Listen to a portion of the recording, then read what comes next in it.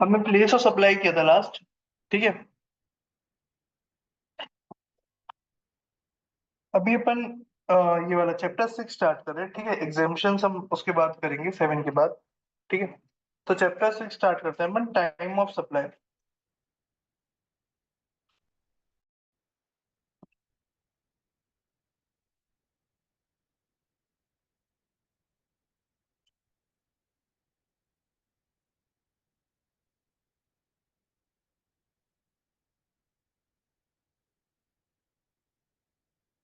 Time of supply, ठीक है, chapter 6। 5 नहीं, 6। ठीक है, तो पहले इसका बैकग्राउंड समझ लेते हैं अपन कि इस चैप्टर की जरूरत क्यों पड़ी, फिर आगे बढ़ते हैं। सबसे पहले सप्लाई की डेफिनेशन क्या थी वो रिकॉल करते हैं अपन। ठीक है, सेक्शन 7 का सप्लाई। सप्लाई की डेफिनेशन क्या थी? For the purpose of this set, the expression supply includes पहला all forms of supply such as sale, transfer, barter, lease, license, rental, exchange, disposal. ठीक है, made or agreed to be made. ठीक है, supply includes all forms of supply of goods or services of both such as sale, transfer, barter, lease, license, rental, exchange, disposal, made or agreed to be made. बस ये ध्यान रखना है कि और made or agreed to be made.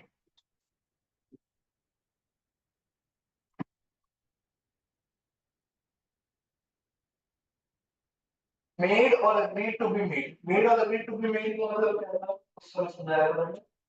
या तो कर दिया या करवा दिया। या तो कर दिया, सेल कर दिया, ये जो है agreed to make the payment या agreed to make a supply, तो वो भी सप्लाई की डेफिनेशन में कवर हो जाएगा। agreed या made, made or agreed to be made, made or agreed to be made। ठीक है, तो मैंने बोला था उस समय कि ये टाइम ऑफ सप्लाई जब पढ़ाऊंगा तब लिंक करूंगा उसको। तो अब समझने का वक्त है कि क्या कर रहे हैं बेसिकली हम। सपोज कुछ इवेंट्स हैं जो मैं लिख रहा हूँ। एक ट्रांजेक्शन हुआ, गुड्स, सेल ऑफ गुड्स था 1 जनवरी 2020 को। Customer A visited the showroom of Mr. B।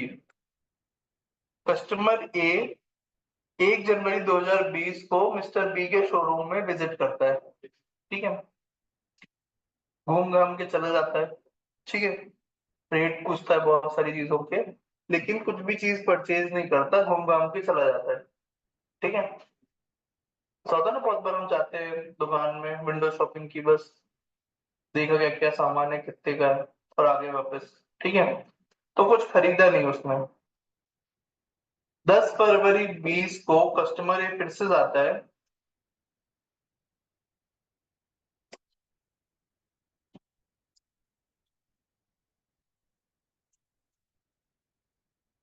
तो ये शोरूम था ज्वेलरी का।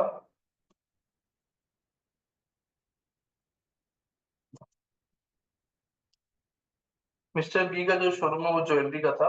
ठीक है, अब 10 फरवरी 20, 1 महीना 10 दिन बाद कस्टमर ए फिर से जाता है मिस्टर बी के पास एंड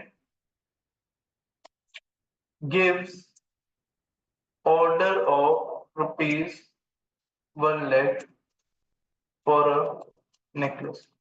एक नेकलेस का ऑर्डर देके आता है, 1 लाख रुपए का एक नेकलेस बना दो, ऐसा ऑर्डर देता है। ठीक है, इसको मिस्टर बी को।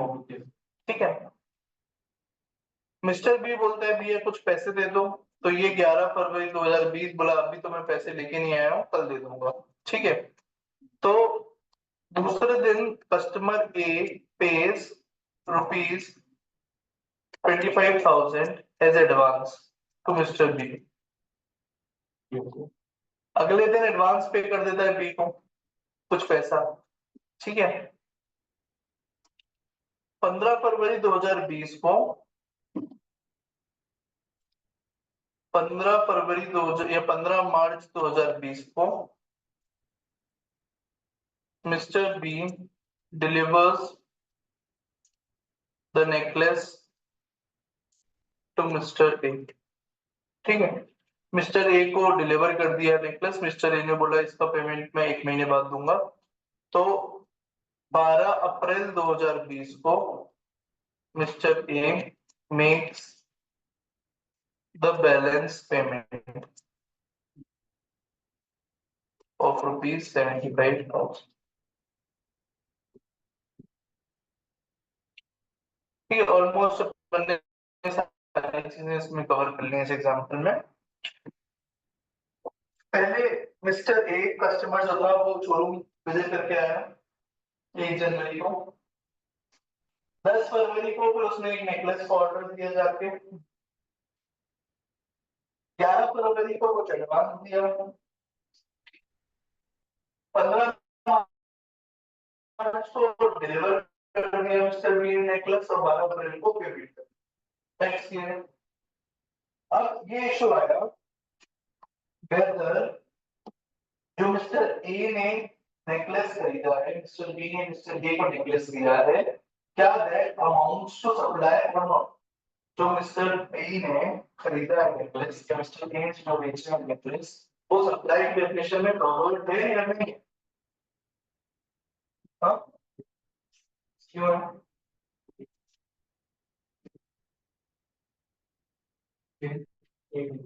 Same like foreign consideration है, in the course of furtherance of business, because there are many things होना चाहिए। अपन तो विश्व में made or agreed to be made by the person for the consideration in the course of furtherance of business। तीनों चीजें consideration भी है, the course of furtherance of business of Mr. B है और इसका same form of supply भी है। तीनों चीजें meet out करने के लिए supply को है, बट सप्लाई कब होगी मानी जाएगी। अब क्वेश्चन ये है कि जब आप मेड और अग्री टू बी मेड कर रहे हो तो सप्लाई कब होगी मानी जाएगी? क्या 1 जनवरी को जब ये विजिट करने आया तब भी मान लिया जाएगा कि सप्लाई यू हैव मेड और agree to be made, supply made और अग्री टू बी मेड हो गया? या 10 फरवरी को जब इसने ऑर्डर दिया बट कुछ पैसे नहीं दिए तो तब मान लिया जाएगा? या 11 फरवरी को जब उसने कुछ डिपॉजिट किया तब माना जाएगा? या 15 मार्च को माना जाएगा जब फाइनली कुछ डिलीवर हुआ? या 12 अप्रैल को माना जाएगा जब पूरा पेमेंट आ गया? What will be the event triggering the supply? मतलब ऐसा कौन सा इवेंट होने पे आप मानोगे कि सप्लाई हो गई, मतलब मेड और अग्री टू बी मेड हो गया? मेड नहीं भी हुआ but agree to be made हो गया। What is the time? ये क्यों जरूरी है टाइम जानना? टाइम जानना इसलिए जरूरी है क्योंकि हमको सामने वाले से जीएसटी कलेक्ट करना है। तो जब आप बताओगे कि ये इवेंट है, सपोज आपने बोला 1 जनवरी को हो गया सप्लाई मेड और अग्री टू बी मेड, तो हम फिर उससे 1 जनवरी के हिसाब से टैक्स कलेक्ट करेंगे। टैक्स सब कलेक्ट होता है तो अगले महीने की 20 तारीख को। तो 1 जनवरी बोलोगे तो आप 20 फरवरी को मैं टैक्स मांगने खड़ा हो जाऊंगा कि भाई तू इसका टैक्स दे मुझे जीएसटी डिपार्टमेंट। समझ लो, तो टाइम ऑफ सप्लाई का रेलेवेंस क्या है? टाइम ऑफ सप्लाई डिसाइड करता है कि कौन सा इवेंट, कौन सा डेट, कौन सा टाइम, कौन सा मोमेंट माना जाएगा कि सप्लाई मेड और अग्री टू बी मेड वाला जो कंडीशन है वो सप्लाई हो गया। उसके हिसाब से हम जीएसटी का पेमेंट कलेक्ट कर रहे हैं। ठीक है, तो जीएसटी के जो ऑफिसर्स है वो हमेशा चाहते हैं कि ये अर्ली से अर्ली हो, कि भाई जब वो विजिट कर रहा है तभी आप हमेशा निकल लो, ये विजिट कर रहा है उसमें कुछ खरीदेगा और आज इसका टैक्स कर दो। जीएसटी ऑफिसर्स तो चाहेंगे कि जल्दी से जल्दी उनको टैक्स मिल जाए, है ना? और जो शॉपकीपर है वो चाहेगा कि लेट से लेट जब फाइनल पेमेंट रिसीव होगा मुझे तब मैं टैक्स भरूं इसका। जीएसटी डिपार्टमेंट वुड वांट कि ये जो टाइम है सप्लाई का वो जल्दी से जल्दी आ जाए, मतलब अर्लीस्ट डेट हो जाए। और जो टैक्स पेयर है, जो सप्लायर है, वो चाहेगा कि ये फास्टेस्ट डेट हो, जो सबसे लास्ट में इवेंट पर हो वो डेट हो। समझ रहे हो? तो ये लड़ाई झगड़ा ना हो, इसलिए ये पूरा सेक्शन, ये बेसिकली एक सेक्शन में 3 सेक्शन है यार। तो ये तीनों सेक्शन, सेक्शन 12, 13 और 14 अपने कोर्स में लाए हैं। ठीक है, कोर्स मतलब एक्ट में लाए हैं। रिलेवेंस समझ में आएगा, रिलेवेंस का समझ में नहीं आएगा तो अंदर क्या लिखा है वो समझ में नहीं आएगा। रेलेवेंस ये है कि लड़ाई झगड़ा ना हो कि किस दिन सप्लाई हुई, तो हमको एक रूल डिफाइन करना है, एक प्रिंसिपल बनाना है, एक रूल बनाना है। किस रूल के हिसाब से हम चेक करेंगे कि किस दिन सप्लाई हुई है, किस मोमेंट पे सप्लाई हुई है। क्लियर है? Okay, ठीक है। अब इस केस में क्या है, इस केस में जब वो विजिट कर रहे हैं तब तो अग्रीमेंट हुआ नहीं कुछ, सिर्फ देखता कि वापस आ गए, तो इस दिन तो मानेंगे नहीं। अब इस दिन इसने क्योंकि ऑर्डर दे दिया है, तो क्या इस दिन मानेंगे? फिर इस दिन एडवांस दे दिया है, मतलब ये और सब्सटेंशिएट हो गया ऑर्डर इसका, तो 11 फरवरी को मानेंगे क्या? फिर जब डिलीवरी डेट है 15 मार्च, तब मानेंगे, या 12 अप्रैल जब फाइनल पेमेंट मिला तब मानेंगे? तो इन चारों में से कौन सी डेट होगी? तो इसको जानने के लिए अपन पढ़ते हैं सेक्शन 12। कौन सा एक्ट पढ़ रहे हैं अपन? CGST। ठीक है,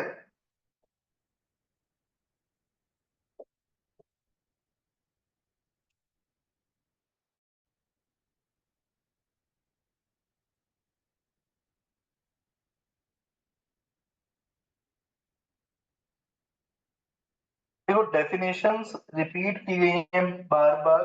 गुड्स की डेफिनेशन हर चैप्टर में मिल जाएगी, सर्विसेज की डेफिनेशन हर चैप्टर में मिलती है, सप्लायर रेसिपिएंट, तो एक जगह पर नहीं है, तो वही है, बार बार मत repeat करो, ठीक है? सब section 12 subsection 1, the liability to pay tax on goods. तो बेसिकली यहाँ पे बाइफरकेशन कर दिया है, भेदभाव कर दिया है, गुड्स के साथ अलग है और सर्विसेज के साथ अलग है। अभी तक देखो कहाँ कहाँ ये भेदभाव मिला है, गुड्स के साथ अलग ट्रीटमेंट हो रहा है, सर्विसेज के साथ अलग ट्रीटमेंट हो रहा है। प्लेस सप्लाई प्लेस सप्लाई में हमने पढ़ा, प्लेस सप्लाई ऑफ गुड्स अलग होता है, प्लेस सप्लाई ऑफ सर्विसेज अलग होता है। और पढ़ा गुड्स और सर्विसेज के साथ डिफरेंशिएशन कर दिया है, गुड्स होगा तो इस रास्ते जाओ, सर्विसेज होगा तो इस रास्ते जाओ।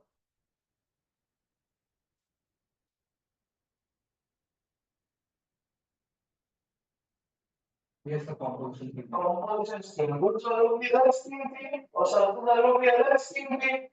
स्कीम नंबर 1, स्कीम नंबर 2 पढ़ेगा, 10 सबसेक्शन नंबर 2 गुड्स वालों के लिए था, और 10 सबसेक्शन 2 रिटेल स्कीम था सर्विसेज वालों के लिए, जहाँ 50 लाख रुपए की लिमिट थी, 6% टैक्स रेट था जीएसटी का, उसमें 1.5 करोड़ लिमिट थी, 1% टैक्स रेट था। याद आया कि नहीं?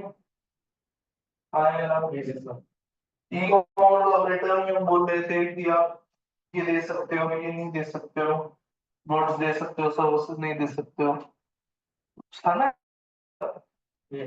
तो बेसिकली अभी तक ये 3 जगह हमको डिफरेंशिएशन मिला है, आगे और भी जगह मिलेगा तो वो एक साथ में लिखवा दूंगा कि why there is a need to differentiate between goods and services. किसी भी आइटम को आपको क्यों पता करना है कि ये गुड्स है या सर्विसेज, क्योंकि बहुत सारे प्रोविजंस अलग अलग, गुड्स के लिए अलग, सर्विसेज के लिए अलग। ठीक है? तो ये प्रोविजन सेक्शन 11 से कौन से सेक्शन 12 से कौन सा किसके लिए? गुड्स के लिए। Time of supply of goods.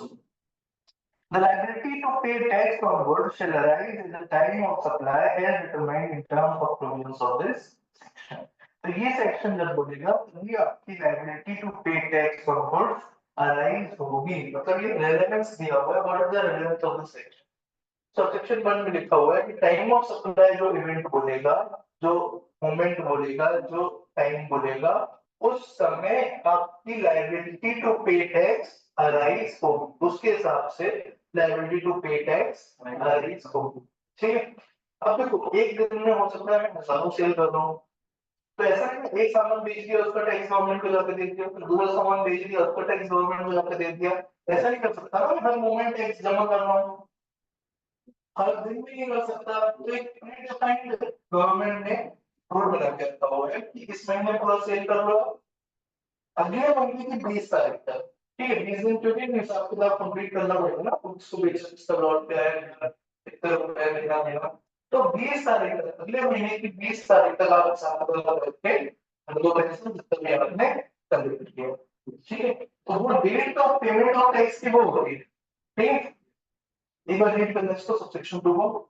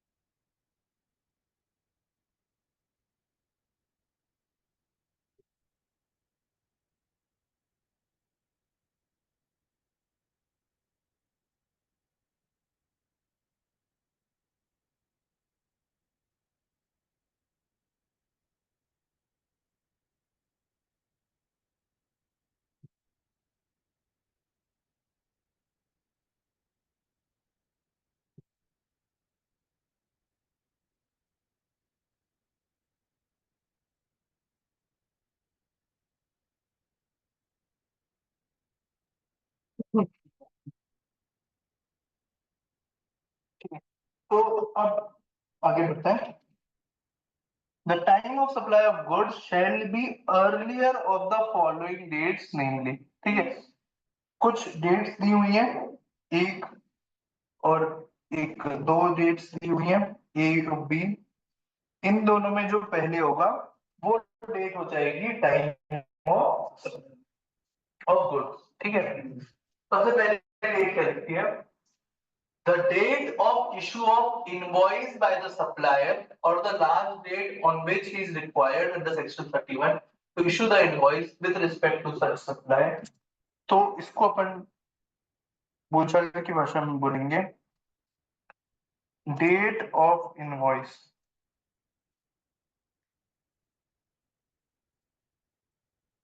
Date of invoice कौन सी?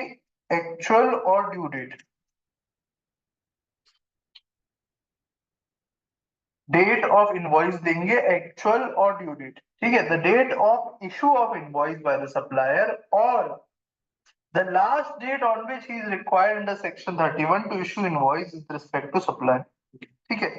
अगर उसने टाइम पे इशू कर दी तो वो डेट, और नहीं की इशू तो जिस दिन ड्यू होती है वो। सबसे पहले हमको ये पता होना चाहिए कब इशू करना है इनवॉइस। इनवॉइस क्या होता है? बिल। बेसिकली बिल, अगर कोई भी सामान खरीदने जाते हो साथ में बिल मिलता है, बिल दिखा के उस दिन में आपको, तो वो बिल इशू करने की भी कोई ड्यू डेट है। ऐसा नहीं आज माल बेचा मैंने 10 साल बाद बिल जनरेट कर रहा हूँ, तो बिल आपको तुरंत जनरेट करके देना, तो उसकी डेट क्या है वो पढ़ेंगे अपन, ठीक है। लेकिन यहाँ पे सबसे पहले क्या लिखा है कि डेट ऑफ इनवॉइस देखो, और दूसरा the date on which the supplier receives payment in respect of such supply. तो date of payment whichever is earlier.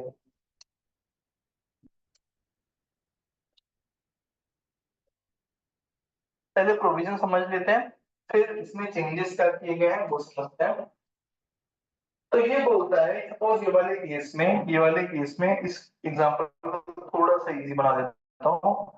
Customer A page 1 lakh रुपए, पूरा 1 लाख रुपए यहाँ दे दिए, ठीक है। थोड़ा सा इजी बना रहा हूँ समझाने के लिए, फिर ये वाला केस भी अलग से समझा दूंगा, ठीक है।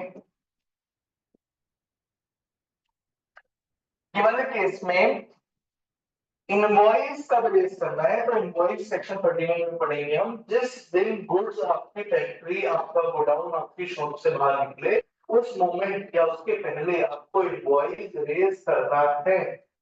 तो इसमें इनवॉइस का रेज करना है, कौन सी डेट के पहले उसको इनवॉइस रेज करना है, कौन सी डेट तक इनवॉइस रेज करना है।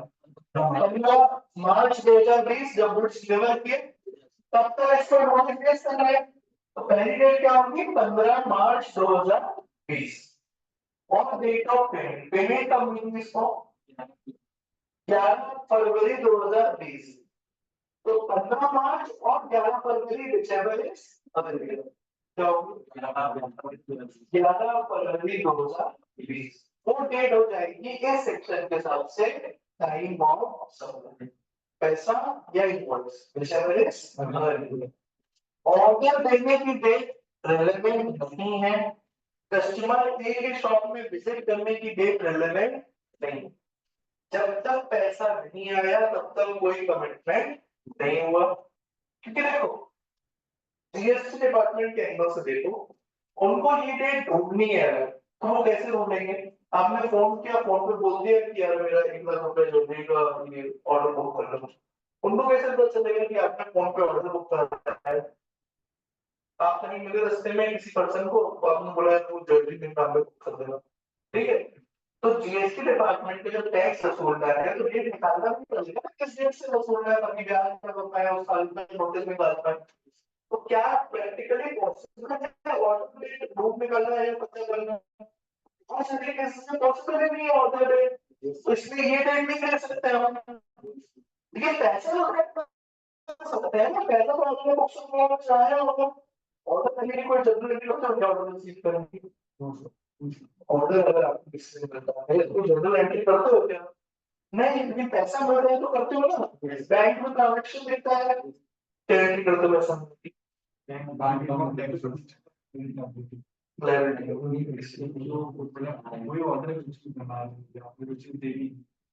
तो क्या है, कौन सा क्रेडिट करोगे? गुड्स को credit, bank account debit to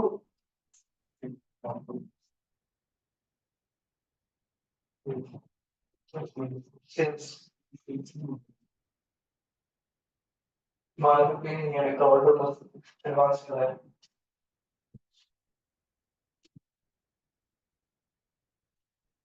advance मिला है, हाँ ये एडवांस है। सर मिस्टर मिस्टर गुड्स कम हो गया है कुछ गुड्स।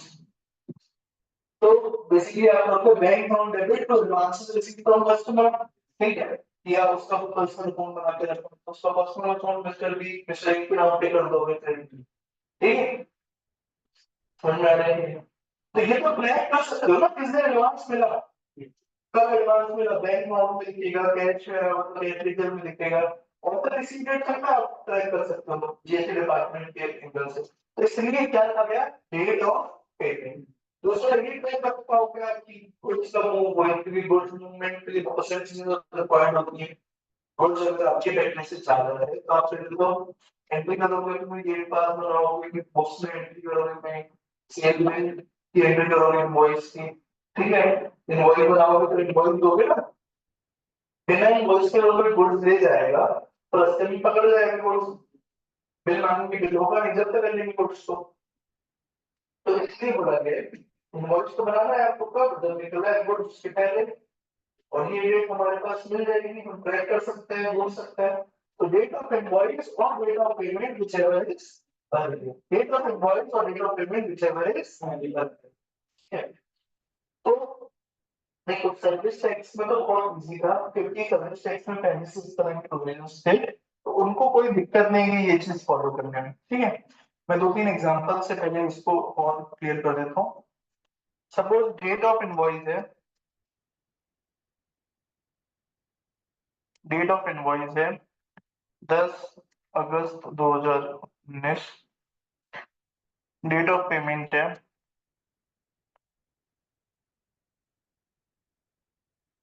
15 जुलाई 2000। मतलब what is the time of supply?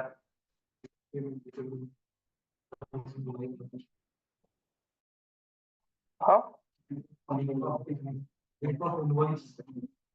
ना, से 15 जुलाई को देखो है ना, लाइक बस साल तो होता भी नहीं है, क्यों? कैसे पास हो गया से? तो टाइम ऑफ सप्लाई क्या होगा, विच एवर इज अर्लियर। तो साल भी देखना है, ठीक है?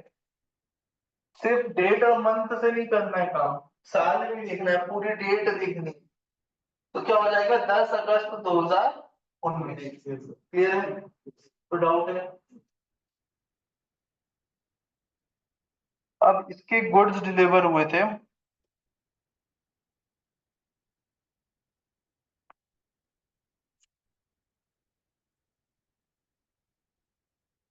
अब what will be the time of supply?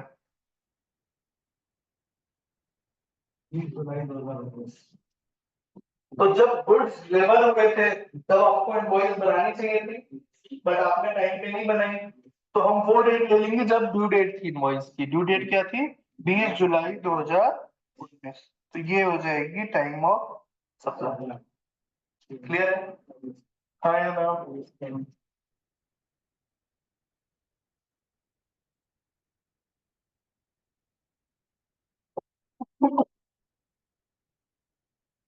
अब बताओ क्या होगा टाइम ऑफ सप्लाई? दूसरा केस है।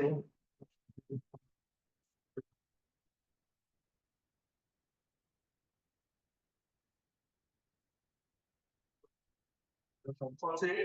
15 जुलाई 2019।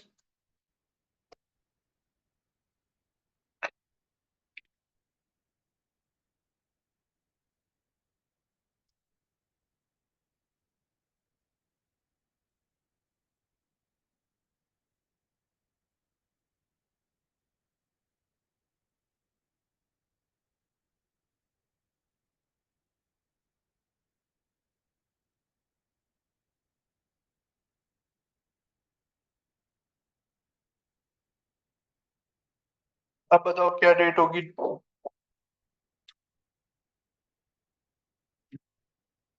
Time of supply? कौन सी डेट? 10 जून 2024।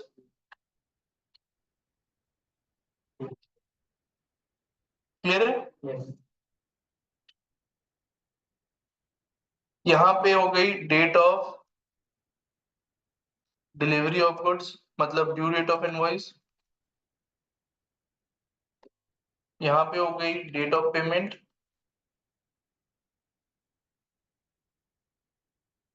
यहाँ पे हो गई date of actual date of invoice.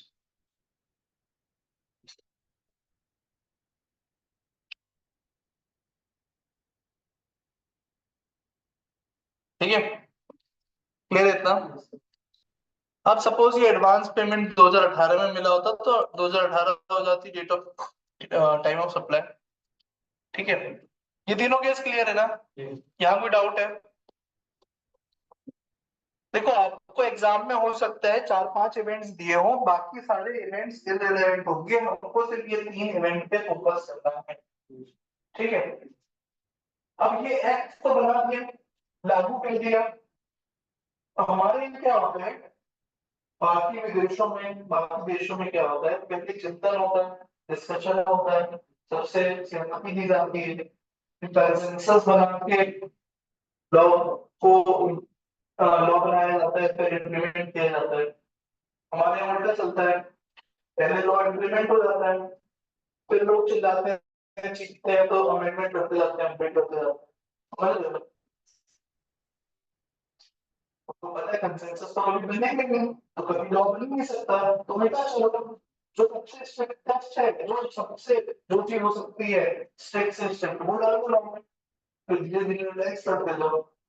तो पूरा गवर्नमेंट जितना सकती है पानी रिलैक्स का भी प्रोविजंस हो ना। तो यहाँ पे भी वैसे ही हुआ। यहाँ पे ये ले तो आए लोग, लेकिन जितने भी ट्रेडर्स थे, जितने भी ऐसे लोग थे जो वैट में रजिस्टर्ड थे, जिनका पहले सर्विस टैक्स में आता नहीं था, ठीक है, mainly traders, distributors, retailers, wholesalers, ये सब। तो उन लोगों को पता चला कि भैया ये दो रेट तो ठीक है, ये तो बैंक में भी था, लेकिन एक का नया आ गया कि अगर हमको पैसा पहले मिल गया, 1 साल पहले इस चीज का पैसा मिल गया, तो 1 साल पहले उसका टैक्स चुकाना पड़ेगा हमको। इसका मतलब तो यही हो गया ना कि जब whichever रिजर्व दिया, मतलब पैसा अगर पहले मिल गया, तो डेट ऑफ पेमेंट जब है तो उसके हिसाब से आपको पहले चुकाना पड़ेगा। whichever reserve date of payment अगर अभी है तो डेट ऑफ पेमेंट के हिसाब से पहले टैक्स चुकाना पड़ेगा। तो उन्हें पता नहीं, हम ऐसा नहीं चलेगा, हम नहीं पाएंगे जल्दी टैक्स। हम हिसाब किताब कहाँ तक रखेंगे कि किसका हमने पेमेंट के समय चुका दिया टैक्स, फिर अब इनवॉइस के समय उसका टैक्स नहीं चुकाएंगे। और ऐसा भी होता है बहुत सारे लोग तो इतना मेंटेन नहीं करते खाता कि किस इनवॉइस का कौन सा पेमेंट आया है, लमसम में पेमेंट आ जाता है। सपोज में 4-5 बिल आउटस्टैंडिंग है, क्या होता है उसमें, तो मुझे क्या पता कितना एडवांस है उसका और कितना पुराने बिल का अगेंस्ट है। हो सकता है उसके हिसाब से तुम्हें 20,000 एडवांस दिए, मेरे हिसाब से तुम्हें 5,000 एडवांस दिए, 15,000 और मिल रहा था मेरे जो मान नहीं रहे। तो यहाँ पे दिक्कत क्या थी, ट्रेडर्स को एक तो हिसाब किताब रख लेना कि एडवांस पे अगर पे कर दिया तो दोबारा इनवॉइस से पे नहीं करना है, दोबारा फिर मैं टैली कर दूंगा। अगर एडवांस पे कर दिया है तो उसको एडजस्ट करना बाद में, इसका हिसाब किताब रखना। फिर एडवांस में एक्चुअली पे करना, उससे वर्किंग कैपिटल ब्लॉक हो गई उनकी, पहले टैक्स पे कर देंगे तो वर्किंग कैपिटल ब्लॉक हो जाएगी। किसी ने आपको 5,000 रुपए दिए, उसमें से 18% आपने गवर्नमेंट को दे दिए, तो आपके पास तो एडवांस और कम बचा ना काम करने के लिए। समझ रहे हो? और तो सामने वाले से कलेक्ट करके जीएसटी पे करना है, बट सामने वाला तो पूरा पेमेंट बाद में देगा, तो जीएसटी का पेमेंट बाद में देगा। समझ रहा है? तो ये बहुत सारी दिक्कतें जा रही थी ट्रेडर्स को। तो ये दिक्कतों के निवारण करने के लिए गवर्नमेंट के पास एक पावर है। क्या पावर है कि अगर उस इस एक्ट के इम्प्लीमेंटेशन से किसी को कोई तकलीफ है, कोई परेशानी है, वो गवर्नमेंट के पास जाता है, गवर्नमेंट का वे ऑफ ऑर्डर वो डिफिकल्टी को हटा सकती है। मतलब कोई भी एक्ट के प्रोविजन से किसी को कोई दिक्कत हो रही है, बहुत बड़े तबके को दिक्कत हो रही है, और गवर्नमेंट को लगता है कि हाँ ये जेन्युइन है, ये दिक्कत हो रही है, तो गवर्नमेंट एक स्पेसिफिक ऑर्डर लाके उसको बोल सकती है कि ये प्रोविजन ऐसे नहीं ऐसे पढ़ा जाए, ये प्रोविजन अप्लाई नहीं होगा, या ये प्रोविजन इन लोगों के लिए अप्लाई नहीं होगा। कुछ नहीं कर सकती है गवर्नमेंट का ब्लैंकेट पावर है, on the recommendation of GST council है, ऑटोमेटिक नहीं है। गवर्नमेंट कोई भी एक्ट के हर एक्ट में एक प्रोविजन रहता है कि कोई भी उससे अगर किसी को नुकसान हो रहा है, कोई अनड्यू मतलब किसी को या बेनिफिट हो गया या किसी को बहुत ज्यादा दिक्कत हो गई, तो डिफिकल्टी रिमूव करने के लिए गवर्नमेंट एक ऑर्डर पास कर सकती है on the recommendation of council. तो गवर्नमेंट ने बोला कि अब ये एडवांस पे जीएसटी कलेक्ट ना हो, इस चीज को लाना था, तो उन्होंने बोल दिया कि ये इस क्लॉज में ये बी सेक्शन बी वाला क्लॉज जो है इसको ना पढ़ा जाए, सिर्फ ए तक ही पढ़ा जाए। सिर्फ ए तक पढ़ा जाए मतलब it shall be the earlier of invoice date और पीरियड ऑफ इनवॉइस, पेमेंट वाली लाइन को पढ़ा ही ना जाए। For the purpose of goods बस है, गुड्स के लिए है बस, सर्विस वालों को दिक्कत ही नहीं, क्योंकि सर्विस तो पहले से पहले रही। तो गुड्स के लिए ये B clause is irrelevant, act में आज भी लिखा है, बट गवर्नमेंट ने एक अलग आदेश पारित कर दिया कि ये गुड्स वालों के लिए ये बी वाला क्लॉज पढ़ा ना जाए, ऐसा माना जाए कि ये ऐसा है ही नहीं। ठीक है, तो ये फुटनोट एक लिखा है सी। Practically, in case of goods, the date of receipt of payment by supplier is no longer a criteria for determination of time of supply or payment of tax. Refer the analysis of section 12 given in the ensuing pages for detailed discussion in this regard. ठीक है, तो एक बार देख लेते हैं इसको। ये notification निकाल के कर दिया है, नोटिफिकेशन नंबर दिया हुआ है 66/2017। एक डिफिकल्टी ऑर्डर भी होता है, उससे नहीं किया, ये नोटिफिकेशन से कर दिया। ठीक है, तो tax not payable at the time of receipt of advance from supplier of goods, special procedure for payment of tax in case of supply of goods, notification number 66/2017 CT, CT मतलब sector tax, यहाँ rate नहीं है because it's not a rate notification। RCM में जो notification थी वहाँ आज लिखा था, आज मतलब rate थी। डेटेड 15/11/2017, तो 15/11/2017 को ये नोटिफिकेशन आया। जीएसटी कब लागू किया गया था? 1 जुलाई 2017 को। 3-4 महीने हाहाकार मचा था। फिर जाके गुजरात के इलेक्शन आने वाले थे, उनको लगा ये इलेक्शन हार जाएंगे, ये हरा देंगे उसको, ठीक है, तो तुरंत ये अमेंड कर दिया। तो वैसे ही सेक्शन 9 सब सेक्शन 4 की कहानी बताई कि मैंने आपको, सारे एडमिनिस्ट्रेटिव परचेजिंग से पहले आरसी करता था, तो उसको भी हमने अक्टूबर में हटाया था, अक्टूबर 17 में, ठीक है। तो registered person excluding composition supplier, मतलब कंपोजिशन सप्लायर के लिए ये एप्लीकेबल नहीं है ये एग्जेम्पशन। मतलब कंपोजिशन सप्लायर को आज भी दो डेट पेमेंट और इनवॉइस भी देखना है। कंपोजिशन वाले के लिए ये बेनिफिट नहीं। should pay GST on outward supply of goods at the time of supply as specified section 12(2)(a). मतलब ए बस देखना है, बी को in section 12 subsection 2(a). 12 time of supply of goods, 2 जो फॉरवर्ड चार्ज है उसमें टाइम ऑफ सप्लाई क्या होगा वो बात करता है, और ए मतलब डेट ऑफ इनवॉइस और due date of invoice whichever is available, ठीक है। ये लिखा है भाई, ठीक। एक एग्जांपल लिखा है,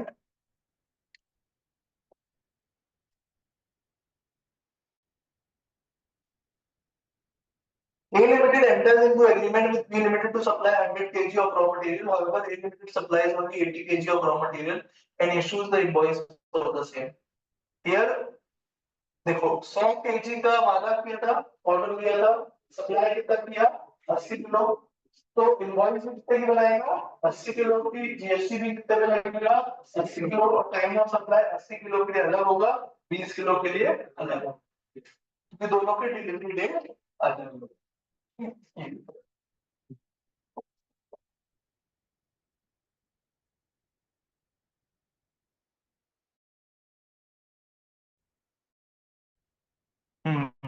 देखो ये पढ़ना, इससे समझ में आ जाएगा जो मैं आपको बोलना चाह रहा था।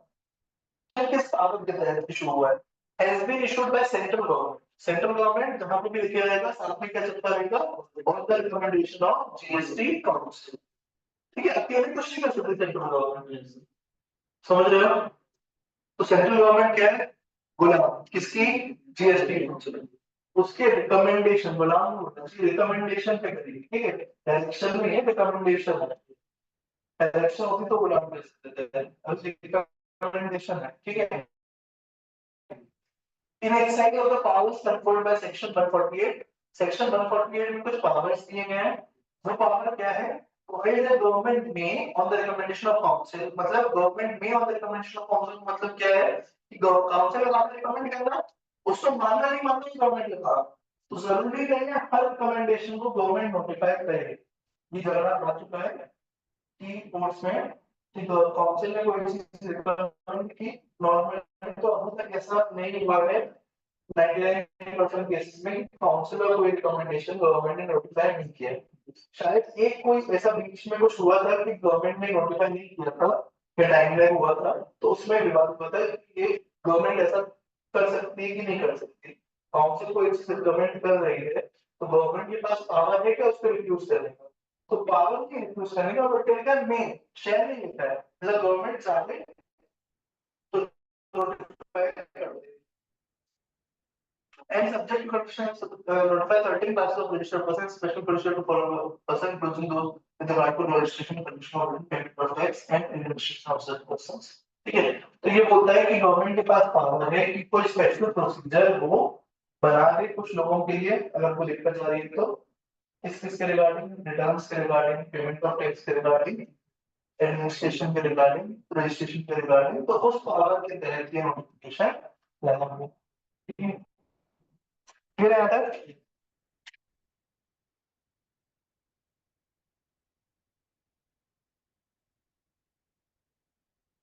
ओके, ये पढ़ते हैं।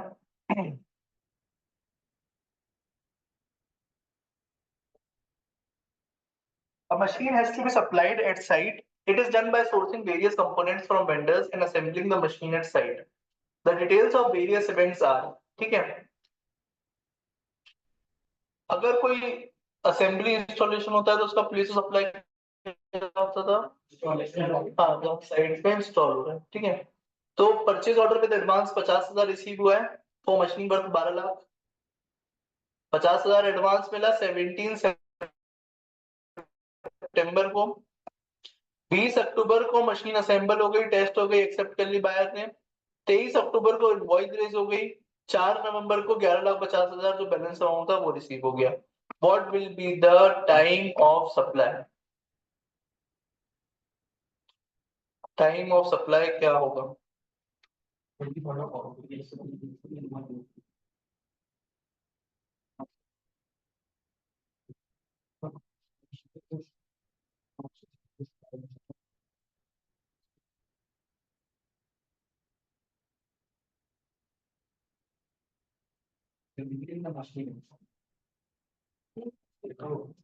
हाँ हाँ, 20 अक्टूबर। क्योंकि 20 अक्टूबर उसको इनवॉइस 20 अक्टूबर को दे देना चाहिए था। अब वो 2-4 साल इनवॉइस ना दे, उसमें जीएसटी लेके करेंगे हम तो। ड्यू डेट और actual date of invoice whichever is earlier. अब डेट ऑफ पेमेंट हट गया, दो ही चीजें बची, क्या देखना है? ड्यू डेट ऑफ इनवॉइस और actual date of invoice. Due date of invoice क्या है? 20 October. Actual date of invoice क्या है? 23 अक्टूबर। ठीक है, तो टाइम ऑफ सप्लाई क्या हो जाएगा? 20 अक्टूबर। ठीक है, 20 अक्टूबर। ठीक है, इसको एक बार पढ़ लेते हैं, ड्यू डेट ऑफ इनवॉइस को क्या क्या होता है, तो क्लियर हो जाएगा। ऑल्दो लॉजिकल है बहुत ज्यादा।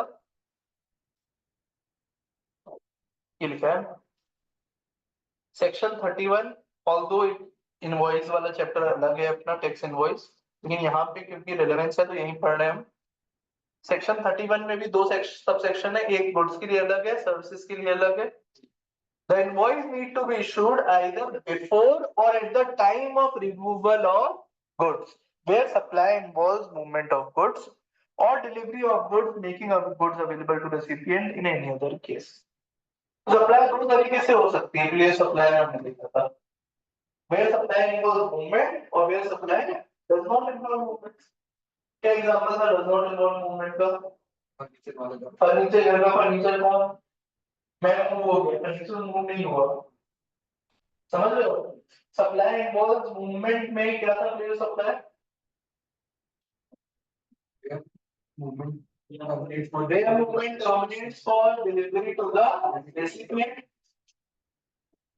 So I am place supply.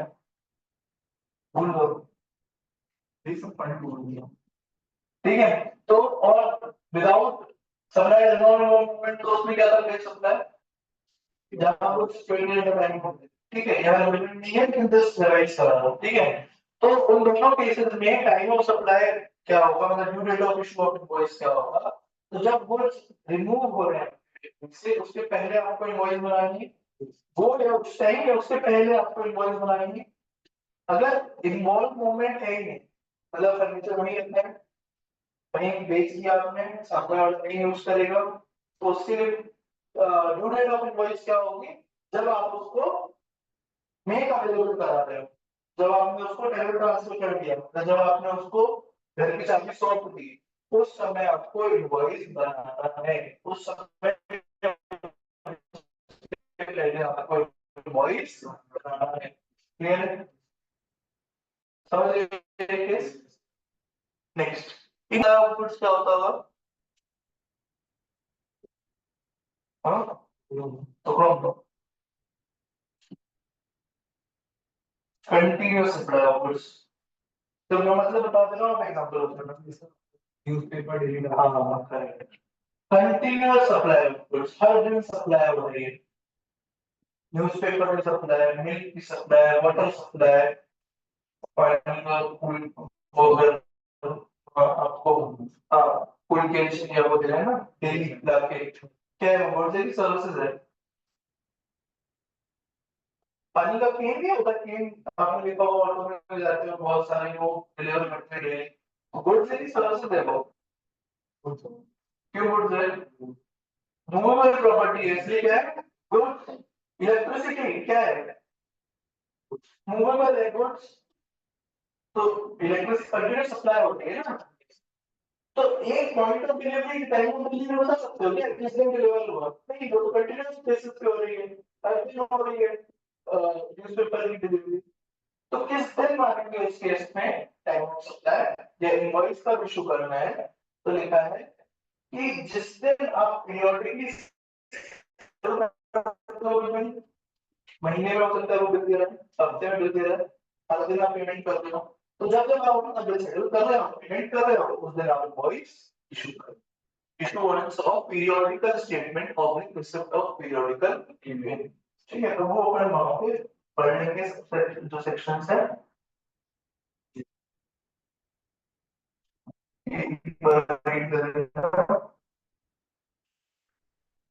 Taken on approval, good sent और टेकन ऑन अप्रूवल क्या होता है? तो बहुत बार ऐसा होता है कि सपोज मैं अब किसी वेजन वाली दुकान में गया, ठीक है, मुझे समझ में नहीं आ रहा, चार चीजों में कंफ्यूज हूं मैं कौन सा लेना है, ठीक है, तो मैं बोलता हूँ कि मैं कल आऊंगा, ठीक है, दोस्तों को लेके या मम्मी पापा को लेके फिर डिसाइड करूंगा कौन सी लेना है, ठीक है। तो अगर तुम्हें पहचान ना होगा तो क्या बोलेगा? बहुत ही पहचान होता है, नाम पहचान होगा, घर ले जाओ, घर ले जाके दिखा देना, जो पसंद है रख लेना, बाकी वापस कर देना, होता है सर। इसलिए नहीं होता है ना सर, नहीं होता है, देखने के लिए लेके आया हूँ। तो इसको बोलते हैं सेल ऑन अप्रूवल बेसिस, इसको नाम दे दिया गया technically sale on approval basis. जिस दिन अप्रूव होगा उस दिन मैं सेल मानूंगा, जिस दिन अप्रूव नहीं होगा अप्रूव नहीं हुआ तो सेल नहीं हुआ। तो हम लोग क्या करते थे, इसका गर्व पैदा होता है। पहले सरकार ने बोला, पहले तो जीएसटी रिवार्ड भी और क्रेडिट के जमाने में, एक्साइज ड्यूटी के जमाने में गवर्नमेंट ने बोला कि चलो जब अप्रूवल होगा तब हम मान लेंगे कि सेल होगी। अब भाई मैं 4 शर्ट लेके आया था, अब डेली पहन रहा हूँ मैं शर्ट, तो अप्रूवल नहीं दे रहा हूँ उसको, मैं अभी चूज करूंगा 4 में से, ठीक है, चालू पहन रहा हूँ, चालू पहन रहा हूँ, 2 साल हो गए, 3 साल हो गए, एक शर्ट भी गई थोड़ी सी, ठीक है, अभी मैंने अप्रूवल नहीं दिया, समझ रहे हो दिक्कत?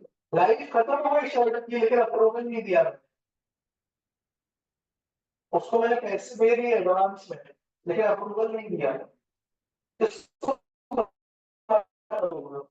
सरकार को जीएसटी नहीं देना, जीएसटी का मैं नहीं आता, तो सरकार ने बोला होशियार मत बनो, क्या है टाइम? 6 महीने, 6 महीने का मैक्सिमम टाइम दे रहे हैं। अगर आपने अप्रूव नहीं किया तो हम मान लेंगे कि आपने अप्रूव कर दिया। आज आप ले जा रहे हो, 6 महीने तक का टाइम है, कोर्स कर लो, और भी शर्ट पहननी है, वापस कर दो आती नहीं, तो है 6 महीने तक नहीं बता पा रहे तो 6 महीने के फिक्स, तो डेट ऑफ अप्रूवल और 6 मंथ्स which is available, ठीक है। तो ये इसका इनवॉइस बनाना है, ये लिखा हुआ है, ठीक है। तो ये इतना रीड कर लेना बस, अभी इसके एग्जांपल्स कर लेना, सिर्फ फॉरवर्ड चार्ज वाले करना, उसके अलावा मत करना। इलस्ट्रेशन नंबर 4 तक हाँ, इलस्ट्रेशन नंबर 4 तक करना बस, नहीं रिवर्स चार्ज है, सॉरी, इलस्ट्रेशन 1 तक ही करना है अभी।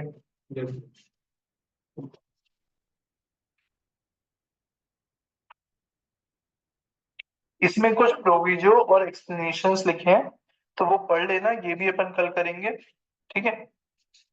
प्रोविजो और कुछ एक्सप्लेनेशंस लिखे हैं, तो वो पढ़ लेना। एक्सप्लेनेशन क्यों लिखा जाता है, एक किसी सेक्शन में एक्सप्लेनेशन तो क्या रिलेवेंस है?